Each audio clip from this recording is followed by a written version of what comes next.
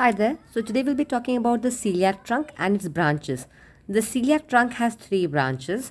That is first the left gastric artery, the second the common hepatic artery, and lastly the splenic artery.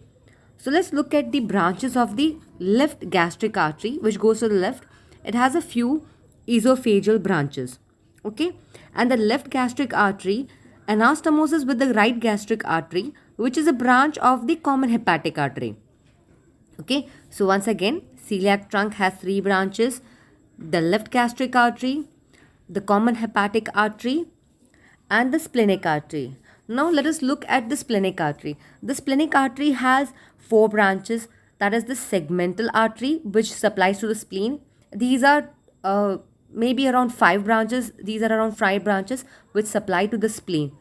Then second comes the short gastric artery, which supply to the stomach, and a very long branch on the greater curvature, that is the left gastroepiploic artery, and a branch also known as the pancreatic artery, which provides the pancreas. So the splenic artery, which is the long tortuous branch of the celiac trunk, it gives four branches: the segmental arteries, which provide to the spleen, which are around five; short gastric arteries supplying the stomach; and the left gastroepiploic artery supplying the greater curvature of stomach; and pancreatic artery, which provides to the pancreas itself.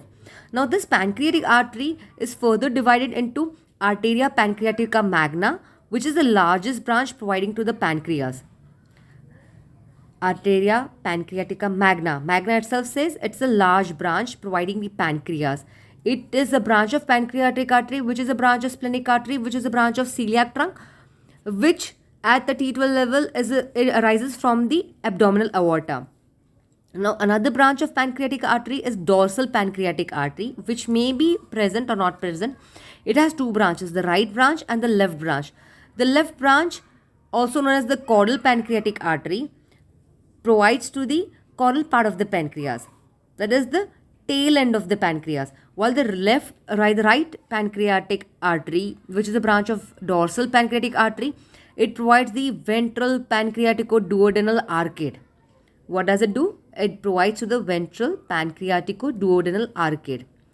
So we have completed the entire splenic artery, and we have learned about the left gastric artery. So let's go to the most vividly distributing part, that is the common hepatic artery. It gives rise to the right gastric artery, which at times gives rise to the posterior superior pancreatico-duodenal artery. Okay, so right gastric artery anastomoses with the left gastric artery. Now the gastroduodenal artery again further divides into supraduodenal artery, also known as Wilkes artery, which is an end artery. So this comes as a one-liner question, as an MCQ in your entrance exams, in your Viva, everywhere, that what is Wilkes artery? Wilkes artery is also known as supraduodenal artery, which is a branch of gastroduodenal artery, which is a branch of common hepatic artery, which is a branch of celiac trunk, which is a branch of abdominal aorta. Now, the other branch is superior pancreatico-duodenal artery. Now, the superior pancreatico-duodenal artery anastomoses with inferior pancreatico-duodenal artery, which is a branch of superior mesenteric artery. Now, the superior pancreatico-duodenal artery gives further two more branches, anterior and posterior branches, which obviously provide the pancreas and the duodenum. Now, the third branch is the right gastroepiploic artery, which runs along the greater curvature of the stomach and anastomoses with the left gastroepiploic artery. Okay, so we have covered the entire celiac trunk and its branches. Now, furthermore, if you have a look at the common hepatic artery near the porta hepatis, it gives a hepatic artery proper, which further divides into the right hepatic artery and the left hepatic artery. What happens? The common hepatic artery near porta hepatis gives rise to an artery known as the hepatic artery proper, which further divides into the right hepatic artery and the left hepatic artery. Now, the right hepatic artery further goes on to be called as the cystic artery, which provides the gallbladder. And the cystic artery has two branches, the superficial branch and the deep branch. Again, because it is cystic artery, it will be all providing to the gallbladder. So now we have covered the entire celiac trunk and its branches, which is a very important question in your Viva and in your exams. Now, if we have a quick look at the branches of the abdominal aorta.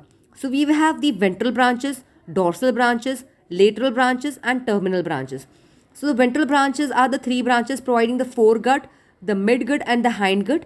That is the celiac trunk providing the foregut, the superior mesenteric artery providing the midgut and the inferior mesenteric artery providing the hindgut. Now dorsal branches are four lumbar arteries and medial sacral artery.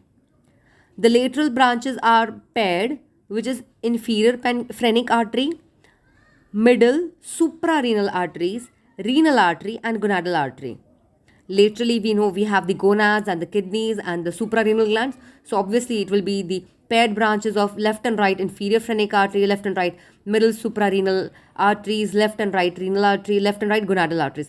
And lastly, we have the terminal branches, that is the right and left common iliac arteries. Thank you.